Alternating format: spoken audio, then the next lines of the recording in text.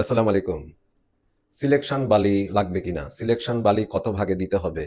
পঞ্চগড়ের সিলেকশন বালির দাম কত? সিলেকশন বালি জিনিসটা কি? আমার আসলে জানা নাই। বা এটা কোথায় পাওয়া যায় তাও জানা নাই। তো চলুন তো দেখি আজ আমার অফিসে যে জুনিয়র ইঞ্জিনিয়ার এবং আর্কিটেক্টরা আছে তারা সিলেকশন বালি সম্বন্ধে কিছু জানে কিনা? সিলেকশন বালি কোন কাজে ব্যবহার করা হয়?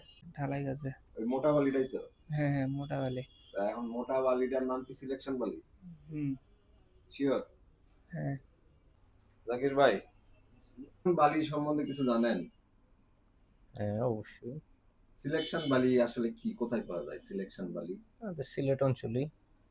সিলেট অঞ্চলে। আর কোথাও পাওয়া যায় সিলেকশন বালি?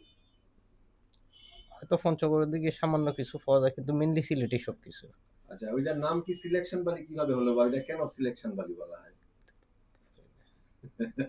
মূল কথা হচ্ছে আমরা যখন কোনো বিল্ডিং এর প্ল্যান ডিজাইনের পর সেটির এস্টিমেট করি, এস্টিমেট করার সময় সেটির সিমেন্ট, বালি, পাথর, খোয়া এসব কি পরিমাণ লাগে এটির একটি আমরা হিসাব বের করার চেষ্টা করি।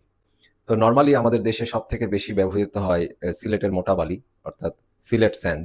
তো এটা মিস্ত্রি বা কন্ট্রাক্টররা যখন শোনে তখন আমরা যখন সিলেট স্যান্ড বলি, কয়েকবার সিলেট স্যান্ড বলি, তো ওই সিলেট স্যান্ড শুনতে শুনতে হয়তো বা ওরা সিলেকশন সিলেকশন এরকম কিছু একটা শুনে ফেলে, কিন্তু অ্যাকচুয়ালি এটি হচ্ছে সিলেট স্যান্ড, মানে সিলেটের বালি। তো এটি আমার ধারণা, কারণ আমরা এভাবেই জেনে এসেছি সিলেট স্যান্ড, পঞ্চগড়ের বালি আলাদা, পঞ্চগড়ের বালি তো আর সিলেট স্যান্ড না, তো সিলেটের বালি সিলেট স্যান্ড। তো সিলেট স্যান্ড যদি সিলেকশন হয়ে যায় তো এটি রাত দিন তফাৎ একটি বিষয় হয়ে যায়।